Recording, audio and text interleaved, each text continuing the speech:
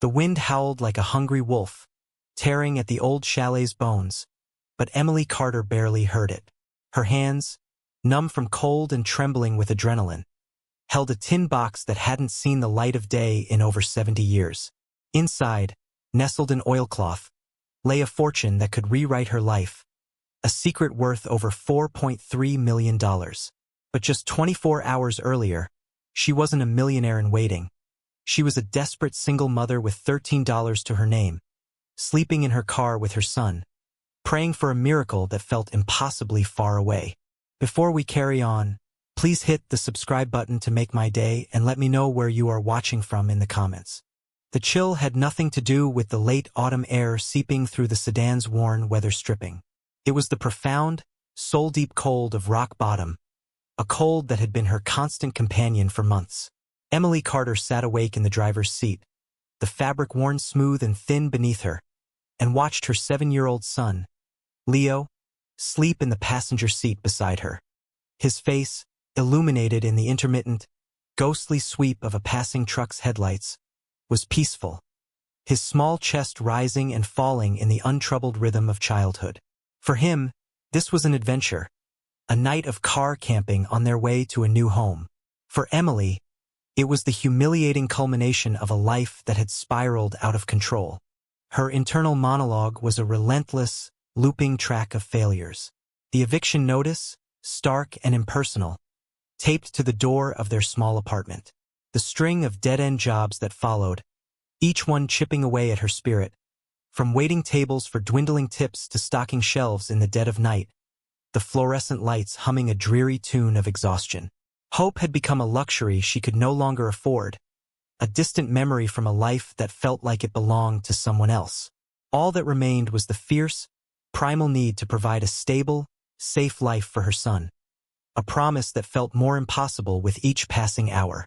In her hand, her fingers tracing the deep creases, was a crumpled piece of newsprint, a classified ad from the county paper. It was a list of properties for auction, tax delinquent and forgotten. One listing, for an abandoned chalet high in the mountains, was a fool's dream, a last, desperate prayer she clutched like a holy relic. The rest stop was desolate, a lonely island of cracked asphalt and flickering lights against a vast sea of darkness. And as another 18-wheeler roared past, shaking their small car, Emily felt a tear of pure, undiluted despair trace a cold path down her cheek. She hastily wiped it away, her gaze fixed on Leo, a silent vow forming in the hollow space where her hope used to be. She would not break, not while he was watching. The next morning, the sun rose on a world washed in pale, watery light. Emily used a few of her precious dollars to buy a gas station coffee that tasted like burnt plastic and a chocolate milk for Leo. She drove to the county courthouse, the sedan's engine making a noise she prayed wasn't as serious as it sounded. The auction room was on the second floor, a stuffy, airless space that smelled of old paper, stale coffee, and the faint, cloying scent of cheap air freshener. She was a ghost in that room, her worn jeans and faded hoodie, a stark contrast to the crisp shirts and confident postures of the professional developers and local landowners who filled the wooden benches. They greeted each other with familiar nods, their conversations a low hum of zoning laws and profit margins.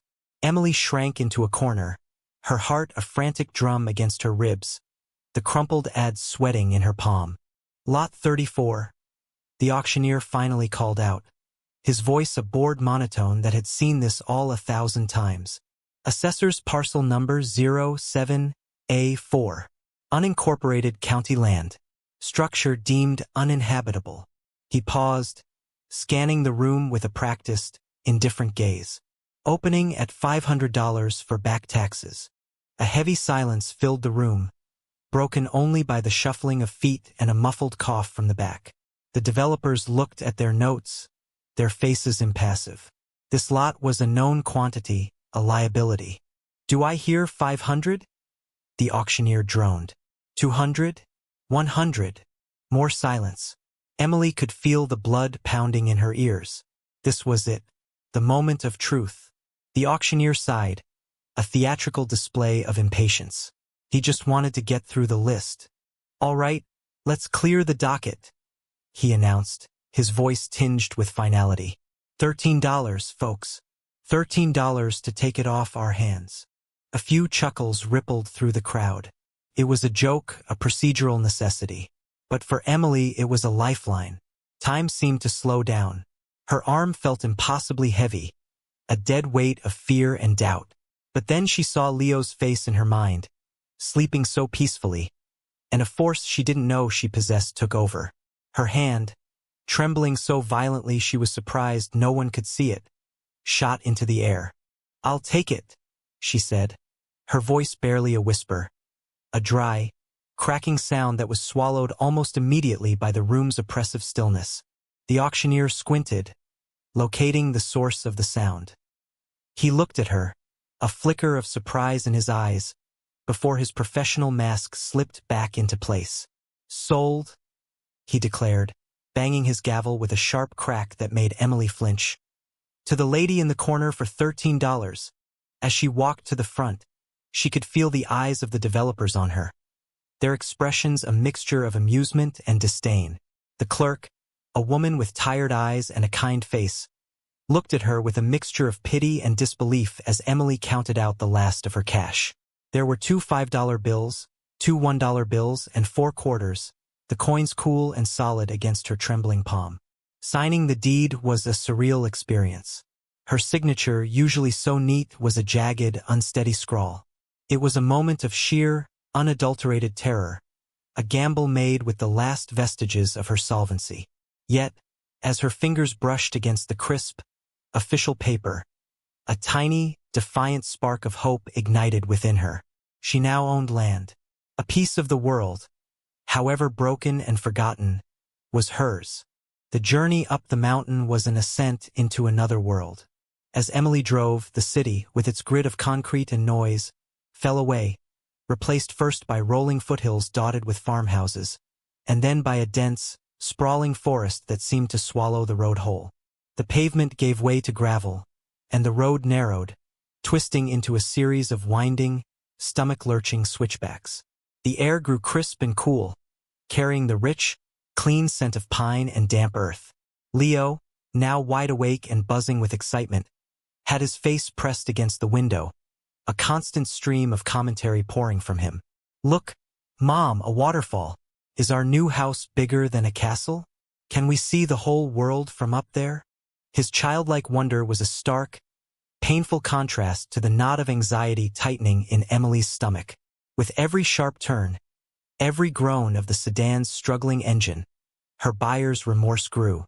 The car whined in protest on the steep incline, the tires occasionally spinning on loose gravel, and with each slip, Emily envisioned them stranded, miles from anywhere, her foolish gamble having led them to ruin. What had she done?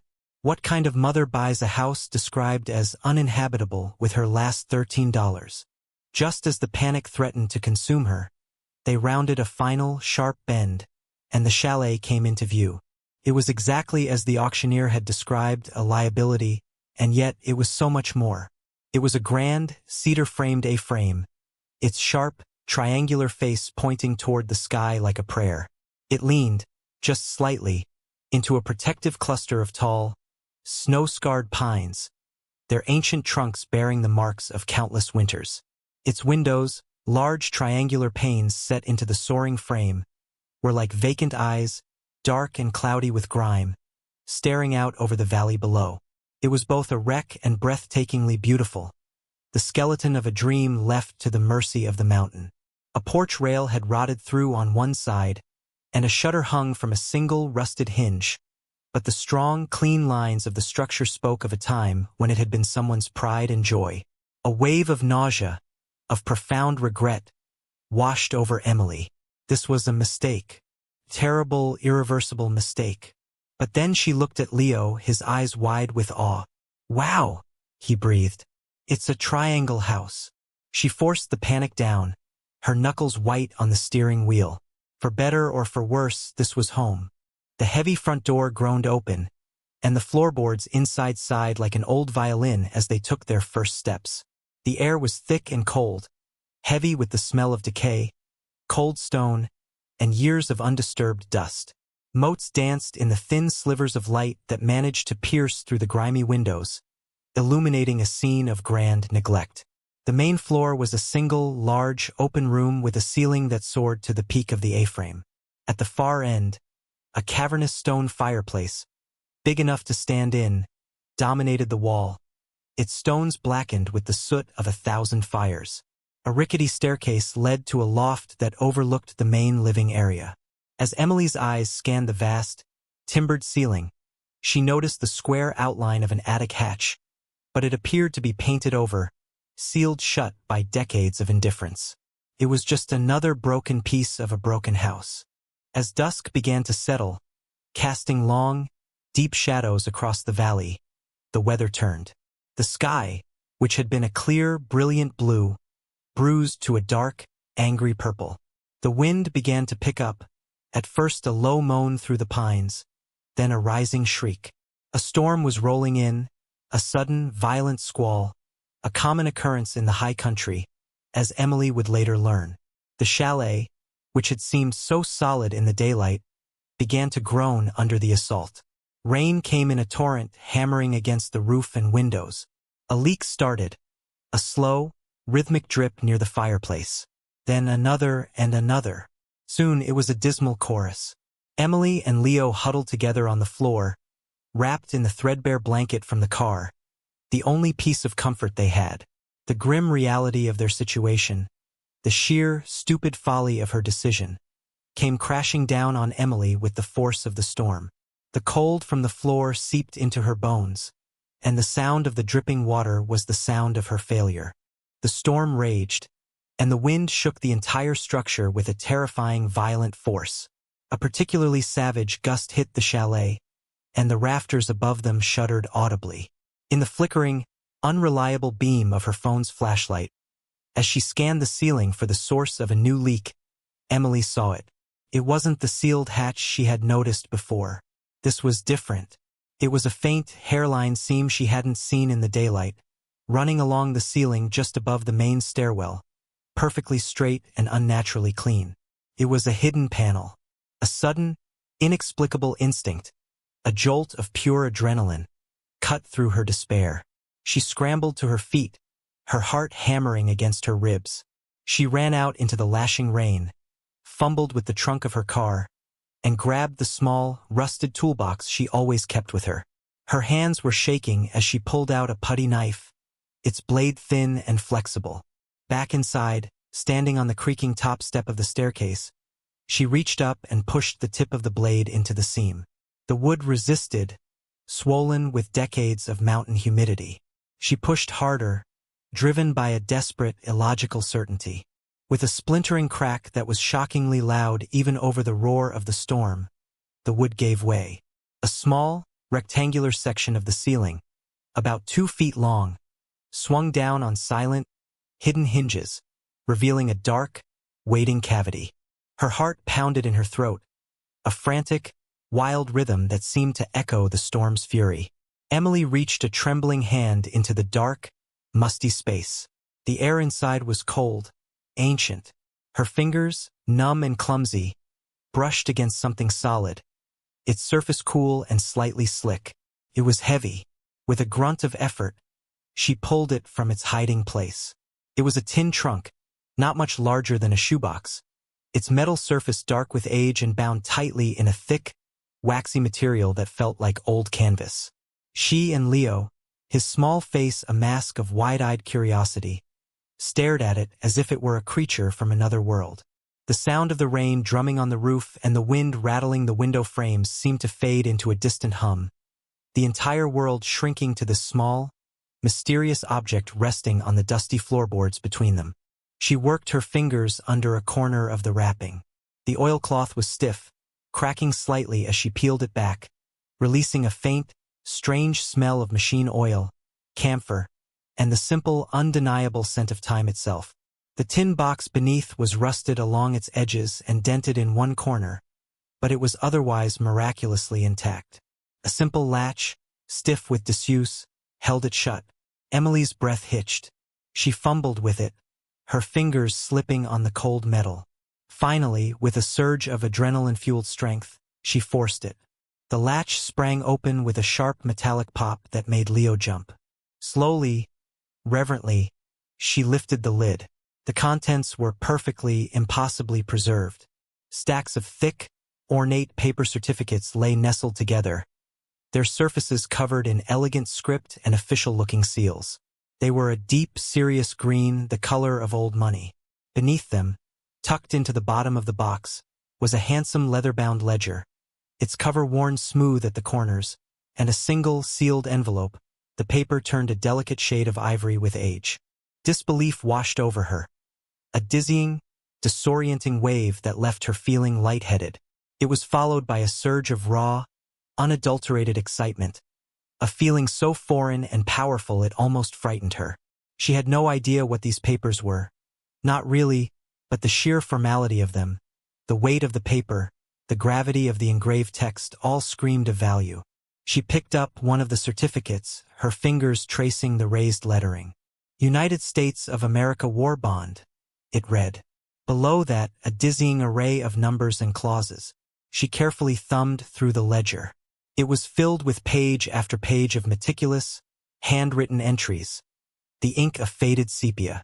There were columns for serial numbers, dates of issuance, and face values. The numbers were staggering hundreds, then thousands of dollars, recorded in a steady, confident hand. It was a precise and detailed accounting of a fortune that had been sitting in the dark, waiting, for over 70 years. Leo, sensing the shift in his mother's energy, leaned closer. "Is it treasure, Mom?" he whispered, his voice filled with awe. Emily looked from the box to her son's hopeful face, and for the first time in a very long time, she didn't have the heart to say no. "I think it might be, baby," she whispered back, her voice thick with emotion. "I really think it might be." Her hands shaking, Emily carefully picked up the sealed envelope. Her name wasn't on it, of course, but it felt addressed to her all the same. The paper was brittle, and she broke the wax seal with a delicate crackle that sounded deafening in the quiet room. She unfolded the single sheet of stationery inside, the paper so yellowed and fragile she was afraid it might crumble in her hands. The letter was written in the same elegant, looping script as the ledger, dated October 1949. "To whomever finds this," it began, the words a voice from a distant past. "These bonds are my own. They are not the property of the bank, nor of any institution. I have been a fool, but I was not a thief. The town has turned against me, fueled by rumor and the greed of men I once called friends. They see opportunity in my misfortune, a chance to pick the bones of a reputation I spent a lifetime building. I am leaving. I do not know if I will ever return, or if this mountain will be my final resting place. If these are found after many years have passed, know that Arthur Pendleton was an honest man who was ruined by circumstance, not by character. Use these to build a better life. That is my final wish. Do not let the vultures get them." The letter was a ghost, a story in miniature. It gave a name to the silence, Arthur Pendleton. It spoke of betrayal, of a man fleeing with his reputation in tatters, his only crime, it seemed, being a fool. The words provided more than just a name. They provided a crucial piece of the puzzle, a moral claim to the fortune that now sat on Emily's floor. Arthur Pendleton hadn't stolen these bonds. He claimed them as his own, purchased with his own funds. And his final wish, his last act in this place, was to pass them on, not to his enemies, but to a stranger, to a finder who could use them to build the better life he had lost. Emily read the letter again, then a third time, the words sinking deep into her soul. This wasn't just treasure, it was an inheritance. A legacy of a stranger's hope, passed down through the decades and delivered to her in her moment of greatest need. The storm passed as quickly as it had arrived. The next morning, the world was washed clean, the air sharp and smelling of pine and wet earth. The sky was a brilliant, cloudless blue. The chaos of the night before felt like a fever dream. But the tin box, sitting on the floor where she had left it, was real. The bonds were real. The letter was real. Emily knew she couldn't stay here, suspended in a state of hopeful ignorance. She had to know. She had to know if this miracle was genuine. A decision formed, solid and clear. The letter mentioned Arthur had fled town, and that the town had turned against him. That meant the local bank, the one in the valley she had just left, was out of the question. Too many memories, too many ghosts, too much risk of running into the very vultures Arthur had written about or their descendants. She reasoned that a bank in a different town, somewhere neutral, would be a safer, more discreet place to make her inquiries. 2 valleys over, she thought. Remembering a larger town she had passed through on a road trip years ago, it was far enough away to be anonymous. She packed the tin trunk carefully, wrapping it back in its oilcloth shroud before placing it in a duffel bag and hiding it under the blanket in the back of her car. She told Leo they were going on an adventure, a secret mission. His eyes lit up, and the game of it all seemed to shield him from the quiet desperation that still clung to Emily like a second skin. The drive down the mountain was even more nerve-wracking than the drive up. The gravel road seemed treacherous, the switchbacks more perilous. Every rock and pothole made her flinch, imagining the car breaking down, leaving her stranded with a potential fortune she couldn't access. Every car that passed on the main highway felt like a threat, its occupants somehow aware of the secret she was guarding. The tin box in the trunk felt like a physical weight, a heavy, pulsing presence that made her palms sweat on the steering wheel. She practiced what she would say, rehearsing the words over and over in her mind. She had to sound casual, nonchalant. "Hello. I found these old papers, probably worthless, but could you just take a look?" She couldn't walk in there looking like a desperate woman who had just stumbled upon a treasure in a derelict cabin. Even though that was exactly what she was. She was an actress, preparing for the most important role of her life, and the stage was a bank, 2 valleys over. The regional bank in the next valley was a different world from the dusty, small-town courthouse. It was a modern building of glass and steel, but it was built around an older, stately brick structure, projecting an aura of established old-money permanence. Emily took a deep breath, smoothed down her hoodie for the 10th time, and walked in, holding Leo's hand in a grip that was probably too tight. The air inside was cool and smelled faintly of clean carpets and money. She approached a young, polished-looking teller and asked her question, her voice sounding small and thin in the cavernous space. She asked to speak to someone about old financial documents, something she'd found while cleaning out a family property. The teller, after a moment of confusion, made a phone call. A few minutes later, Emily was directed to a quiet, secluded office in the older part of the building, the archives department. The woman who greeted her was the polar opposite of the young teller. She was older, perhaps in her late 60s, with sharp, intelligent eyes behind a pair of severe-looking glasses. A nameplate on her desk read, Ms. Evelyn Albright. Her posture was ramrod straight, her expression one of professional, no-nonsense competence. "Hello," Emily began, her carefully rehearsed lines vanishing from her mind. I came into possession of some old documents. War bonds, I think. I was hoping someone could tell me if they're still valid." Ms. Albright looked at her over the rim of her glasses, her expression deeply skeptical. "War bonds from what era?" she asked, her tone polite but dismissive. "Most have matured and been redeemed decades ago. It's highly unlikely they hold any significant value beyond historical curiosity." Emily's heart sank. Of course, it was too good to be true. This was the punchline to the cruel joke her life had become. Still, she had come this far. She hesitantly unzipped her duffel bag and pulled out one of the green certificates, laying it on the polished surface of the desk. Ms. Albright picked it up, her movements precise. Her professional indifference was a mask, but as she examined the bond, Emily saw the mask begin to crack. The archivist's eyebrows drew together. She took off her glasses, polished them with a cloth from her desk, and put them back on, leaning closer to the document. Her expression shifted, the skepticism melting away, replaced by a look of intense, focused curiosity. "This format," she murmured, almost to herself, "and the issuing bank. I recognize this series." Her eyes flicked up to meet Emily's, and for the first time, Emily saw a spark of genuine interest.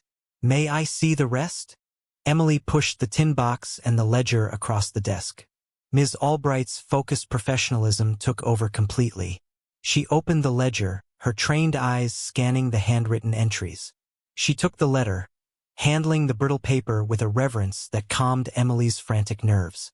For the next hour, Ms. Albright worked in a state of deep concentration. She pulled several large, dusty, official-looking volumes from a shelf behind her, their covers stamped with the seal of the United States Treasury. She began the painstaking process of cross-referencing the serial numbers from Arthur Pendleton's ledger with the information in the official volumes. The only sounds in the room were the rustle of turning pages and the soft scratching of Ms. Albright's pen as she made notes on a legal pad.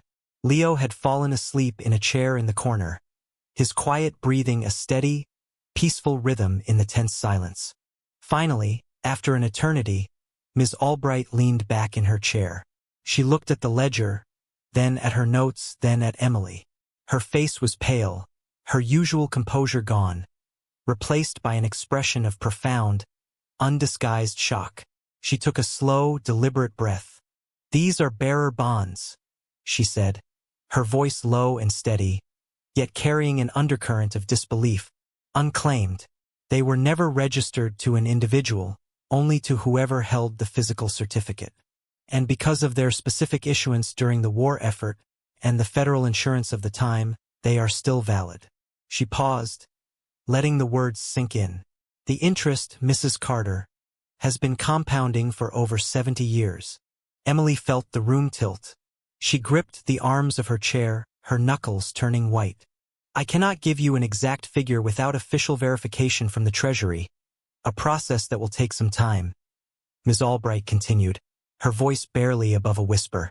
"But, Mrs. Carter, based on this ledger and my preliminary calculations." She looked down at her notepad, then back up at Emily, her eyes wide. "You are looking at a sum in the low seven figures, potentially over $4 million. Emily left the bank in a daze, the automatic glass doors sliding shut behind her with a soft whoosh that seemed to seal her off from her old life. The air in the parking lot was crisp, the afternoon sun bright, but she barely felt it. The world looked the same. The cars were the same colors. The trees still shed their autumn leaves. Yet everything was fundamentally, irrevocably altered. She walked to her car, Leo's small hand held tightly in hers, her mind a swirling vortex of a single impossible number. $4.3 million.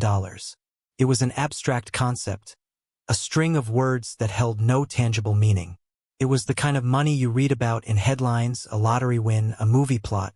It was not the kind of money that happened to people like her, people who counted their wealth in single-dollar bills and quarters.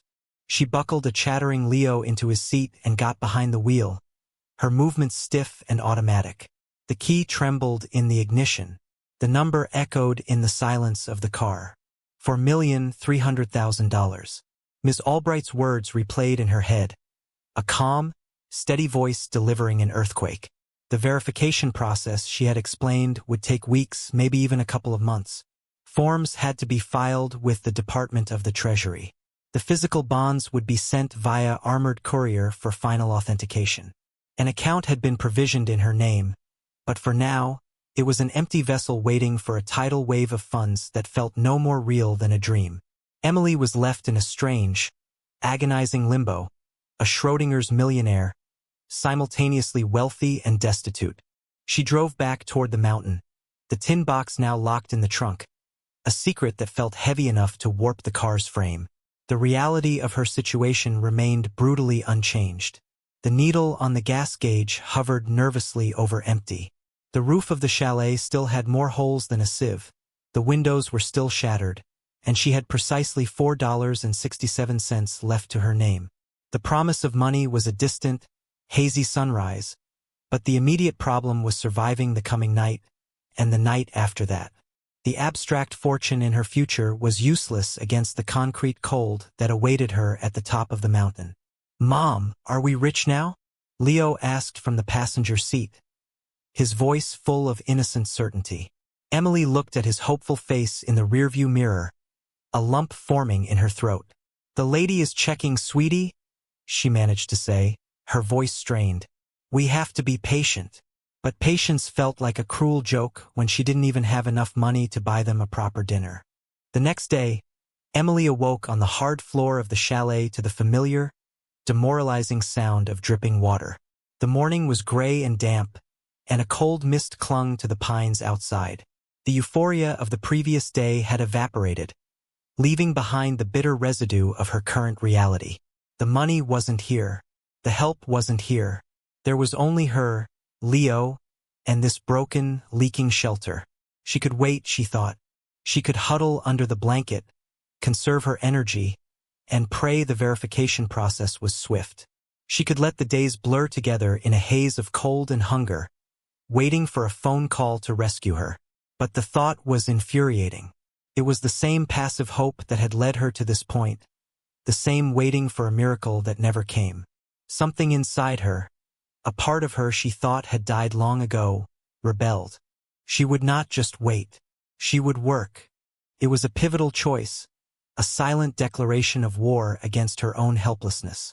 She took the last of her money, the crumpled bills and heavy coins, and drove down the mountain to the small hardware store in the nearest village. The purchase felt momentous, more significant than signing the deed. She bought a hammer, its head heavy and solid in her hand, a cardboard box of roofing nails, and a thick, heavy roll of black tar paper. The total came to $4.51. She was left with 16 cents. There was no turning back now. Her first attempts to fix the roof were a comedy of errors. She was clumsy, inexperienced, and profoundly out of her element. She had watched a dozen online videos on her phone the night before, huddled in the corner with the best reception until the battery died. But watching a 5-minute tutorial and clinging to a steeply pitched roof were two vastly different things. The work was grueling, physically punishing in a way she had never experienced. Her muscles, soft from years of indoor jobs, screamed in protest. She slipped on the damp cedar shingles, her sneakers finding no purchase. She hit her thumb with the hammer, the pain a blinding white-hot flash that brought tears to her eyes. Splinters embedded themselves in her palms.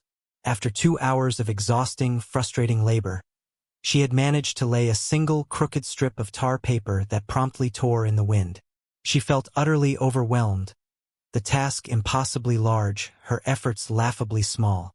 She slid down to the edge of the roof and sat, her legs dangling over the edge, and cried.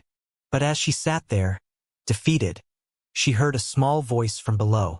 "You can do it, Mom," Leo shouted, his hands cupped around his mouth. He was standing on the porch, a small, determined figure in his oversized jacket. He had been helping all morning, dutifully handing her nails one by one from the box on the ground, his face a mask of serious concentration. Seeing him there, his faith in her so absolute, so unwavering, shamed her.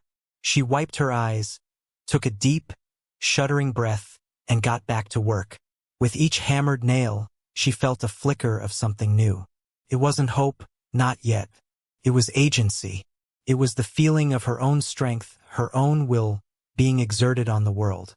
It was the raw, satisfying feeling of solving a problem not with money or with luck, but with the sweat of her own brow and the force of her own hands.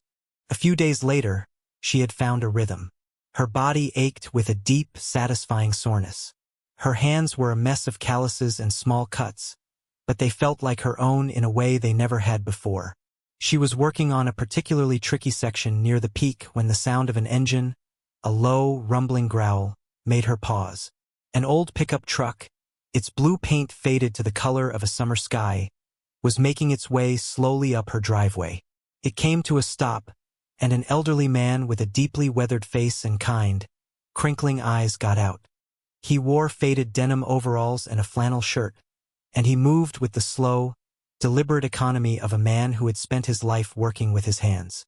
This was Gus.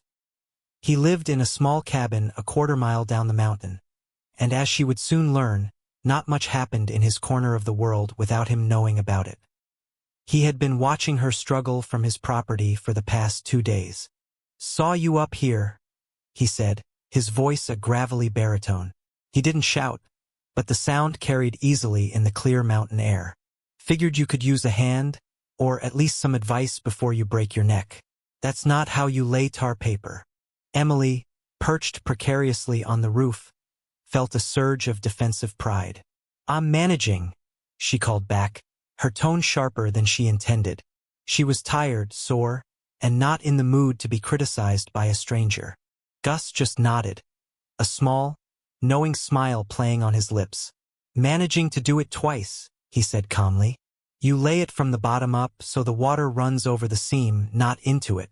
Let me show you a trick my father taught me. Something in his gentle, non-judgmental tone disarmed her. He wasn't mocking her, he was offering to teach her. Slowly, she nodded. Gus didn't climb up on the roof. He stood on the ground and, with a patience that amazed her, he talked her through it. He showed her how to snap a chalk line to keep her rows straight, how to overlap the paper just so, how to use roofing cement to seal the edges around the chimney flashing. He didn't do the work for her, he empowered her to do it herself. Over the next week, Gus became a quiet, steady presence in her life. He would appear in the morning with 2 steaming mugs of coffee and a bag of sandwiches his wife, Maria, had made. He never asked about her past, where she came from, or why she was living in a derelict chalet with a young boy. He simply accepted her presence as a fact of the mountain, like a new season. He taught her how to brace a sagging roof truss from the inside, how to cut and fit a new pane of glass, how to work with the mountain's unpredictable weather, reading the clouds and the wind. He was a mentor, a teacher, and in his quiet, unassuming way, the first real friend she had made in years.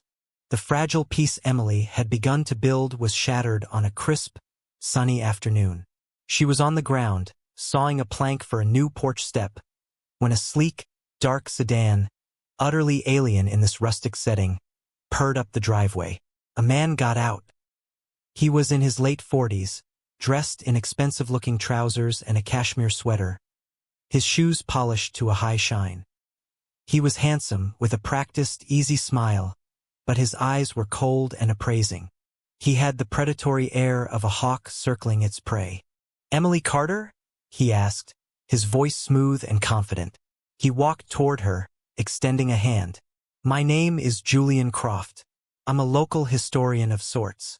Emily wiped her sawdust-covered hand on her jeans and shook his, her heart beginning a low, anxious thrum. She had a bad feeling about this. "I heard a fascinating rumor," Julian continued, his smile not quite reaching his eyes, "that a woman had bought the old Pendleton place. And then, I heard an even more fascinating rumor that someone matching your description was at the bank in Northwood, asking about some very old war bonds." He let the statement hang in the air. "I believe you found something that belongs to my family. Arthur Pendleton was my great-uncle. The contents of this house, including anything found within its walls, are rightfully ours." The blood drained from Emily's face. The vultures. Arthur's letter had warned her. "I found a box," she said, her voice nervous but resolute. She had come too far to crumble now. "I'm having its contents verified. According to the letter I found with them, Mr. Pendleton wanted them to go to whoever found them." Julian's smile tightened. "A letter? How convenient. A self-serving note from a man who disgraced his family and fled in the night. I assure you that little piece of paper will not hold up in a court of law. We'll see what a judge has to say about that." He glanced around at the chalet, at the new patches on the roof and the stack of fresh lumber, a look of undisguised contempt on his face. "This mountain doesn't give up its secrets easily, Mrs. Carter, and neither do we." Julian's visit was a direct threat, a poison arrow shot into the heart of her newfound hope. It shattered her fragile peace. The money, which had been a distant, abstract promise, was now a source of bitter conflict. The old, familiar desperation began to creep back in, a cold tide threatening to pull her under. That evening, Gus found her sitting on the porch steps, staring blankly at the darkening trees, her work forgotten. She told him what had happened, her voice trembling. Gus listened patiently, his expression grim. When she was finished, he was silent for a long moment. "Croft," he finally said, the name tasting like something sour. "I'm not surprised. Julian's grandfather, Robert Croft, was Arthur Pendleton's business partner at the bank. The story always was that Arthur took off with a fortune in bank funds. But there were others, old-timers like my father, who said that wasn't the whole truth. They said Robert Croft and his friends were the greedy ones, that they cooked the books and set Arthur up to take the fall. They ran him out of town so they could pick the bank clean. The Crofts built their family wealth on the ruins of Arthur Pendleton's reputation. He looked at Emily, his kind eyes firm. That letter you found is the truth, I'd wager. You hold your ground, girl. You fight for it. His words were a balm to her frayed nerves. He had given her the one thing she needed more than legal advice, a belief that she was on the right side of history. That night, as another, gentler rain began to fall, Emily lay awake in the chalet with Leo sleeping soundly beside her. The air was warm from the fire she and Gus had managed to get going in the old stone hearth. And for the first time, she heard the soft, rhythmic patter of rain on a solid roof. Not the maddening drip, drip, drip of a leak. It was the most beautiful sound she had ever heard. It was more real and more comforting than any promise of money. The money was still a phantom, a distant possibility. But hope, real and tangible, had finally arrived. Weeks bled into one another, measured not in days on a calendar but in progress on the chalet. The roof was a solid, dark expanse against the sky, a testament to her aching muscles and newfound competence. With Gus's patient guidance, she had replaced the broken, vacant window panes, and the chalet's eyes were no longer empty but filled with the reflected light of the sky and trees. They had even managed to get the old wood stove in the corner of the main room working, its cast-iron belly now radiating a steady, comforting warmth that pushed back the persistent mountain chill. The chalet was slowly, painstakingly, transforming from a derelict shell into something resembling a home. It was a crisp afternoon, the autumn sun casting a golden, slanted light through the newly installed windows, when her phone, perched on the mantelpiece to catch the weak signal, began to ring. The sound was jarring in the quiet, industrious atmosphere she had created. It was a number she didn't recognize, but her heart leaped into her throat. She wiped her hands on her jeans and answered, her voice a nervous croak. "Mrs. Carter?" The voice on the other end was calm, professional, and instantly familiar. It was Ms. Albright from the bank. "Yes?" Emily breathed, sinking onto the edge of a wooden crate she was using as a temporary chair. "I have news," Ms. Albright said, and there was a warmth in her voice now, a hint of shared victory that hadn't been there during their first meeting. "The verification is complete. The bonds are legitimate, insured, and have been fully redeemed by the Treasury Department." Emily's vision swam. She gripped the phone tighter, her knuckles white. This was it. The moment that would divide her life into a before and an after. Ms. Albright continued, her voice steady and clear, delivering the words that would rewrite Emily's world. "After accounting for all accrued interest and the necessary federal processing fees, the final amount is $4,327,000. She paused, letting the monumental weight of the number settle. "The funds have been deposited into the account we set up for you. It's yours, Mrs. Carter." Emily couldn't speak. A sound escaped her lips, a choked sob that was part disbelief, part gratitude, part the release of years of pent-up fear and despair. She sank from the crate to her knees on the dusty floorboards, the phone still pressed tightly to her ear, as if letting go would make it all disappear. Tears, hot and unstoppable, streamed down her face. But they were not the bitter tears of failure she had shed in her car at the rest stop. These were tears of profound, soul-shaking relief. Leo, who had been quietly drawing at a small table they had salvaged, saw her crying and rushed to her side, his small arms wrapping around her neck in a fierce, protective hug. He didn't understand what had happened. He only knew his mother was hurting. Emily hugged him back, burying her face in his soft hair, her body shaking with silent sobs. "We're okay, baby," she whispered, her voice thick and broken. "We're going to be okay." She looked around the room, at the patched walls and the sturdy roof above, at the fire glowing in the stove, and she knew that the money was just the confirmation of a truth she had already started to build with her own two hands. The news of Emily's fortune, as news in small communities often does, traveled with the speed of a wildfire on a dry day. It started as a whisper at the bank, became a rumor at the hardware store, and by the end of the week, it was a full-blown legend being discussed over coffee in every diner in the valley.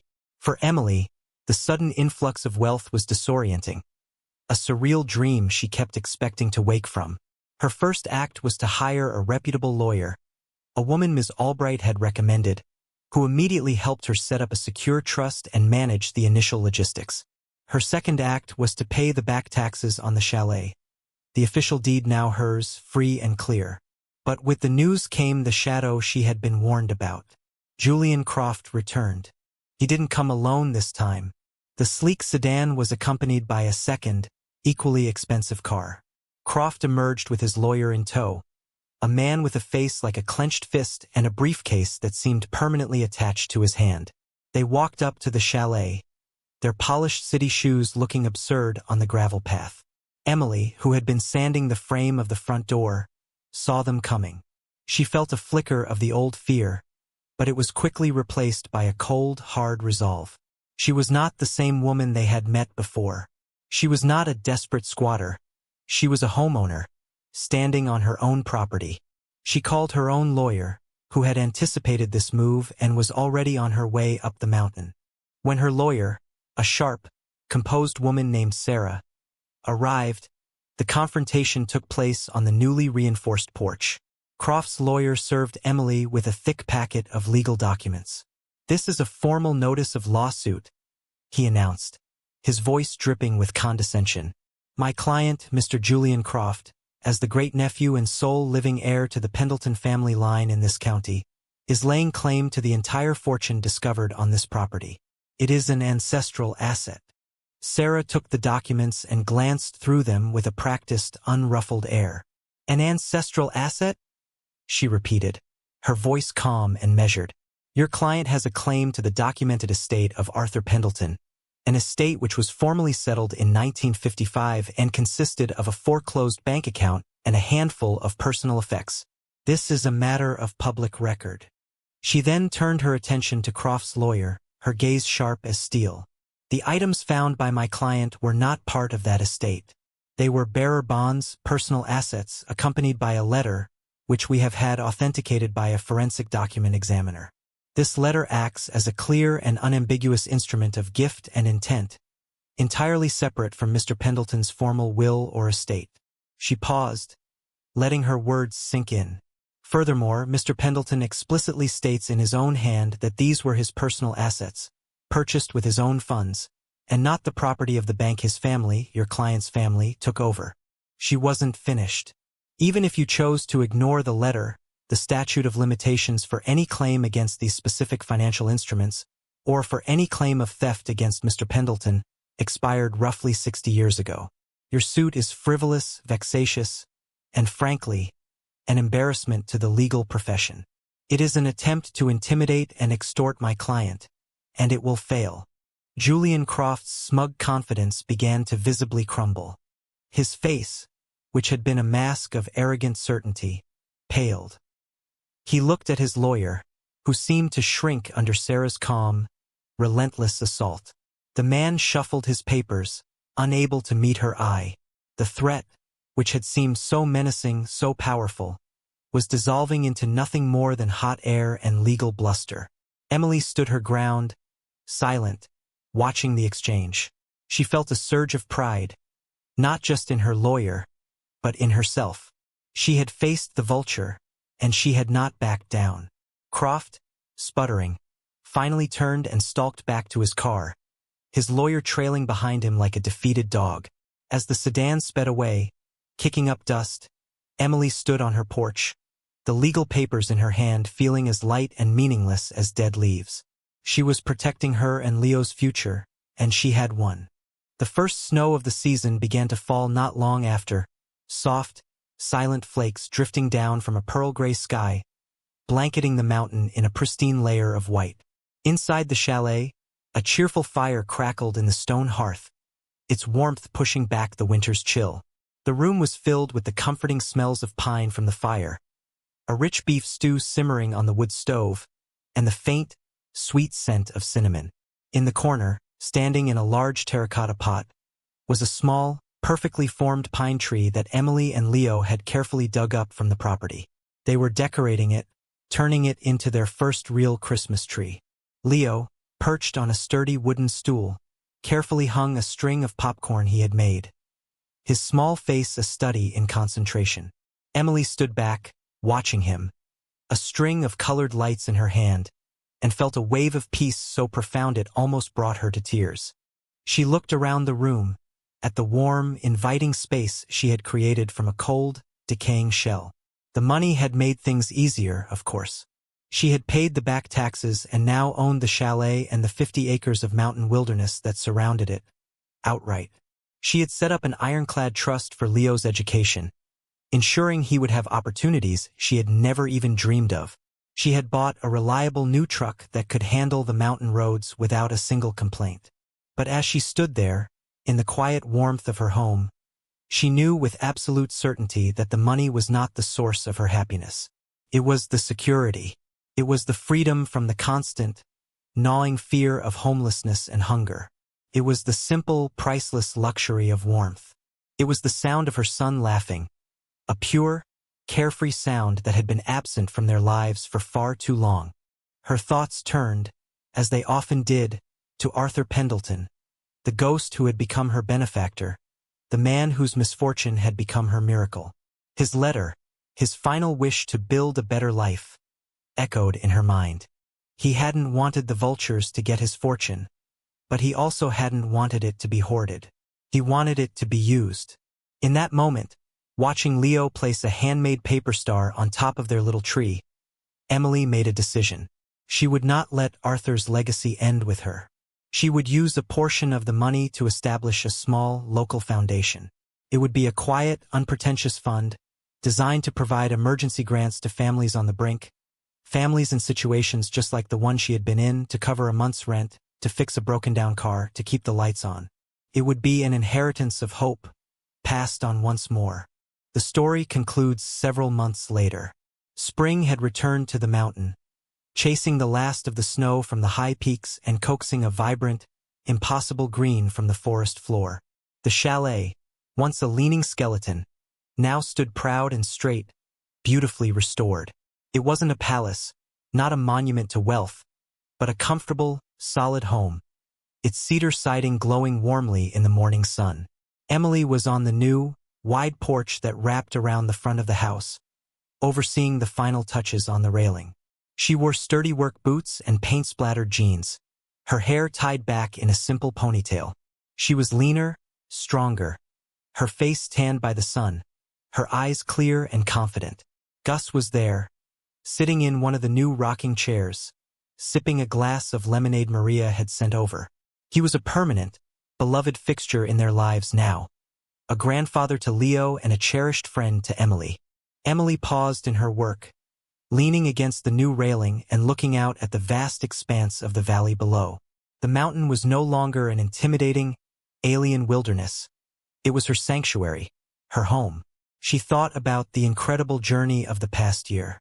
The money had given her freedom, the freedom from want and fear. But the work, the grueling, back-breaking, soul-affirming work of rebuilding the chalet, had given her something far more valuable. It had given her strength. It had shown her that she was not a victim of circumstance, but a creator of her own reality. She had rebuilt a roof, and in doing so, she had rebuilt herself nail by nail, board by board. Just then, the front door burst open and Leo ran out onto the new porch, his laughter echoing in the clean mountain air as he chased a bright yellow butterfly that flitted just out of his reach. Emily watched him, a genuine, peaceful smile spreading across her face, a smile that reached all the way to her eyes. The camera of her memory pulled back, showing the warm, inviting chalet nestled in the greening pines, a beacon of hope and resilience on the mountainside. Her final thought was a quiet, certain truth that had settled deep in her bones. The money, the $4.3 million, was a tool, a means to an end. But the hope, the real treasure, had arrived long before the bank account was full. It had arrived on that first stormy night, in the dark and the cold, with the simple, miraculous sound of a roof that no longer leaked.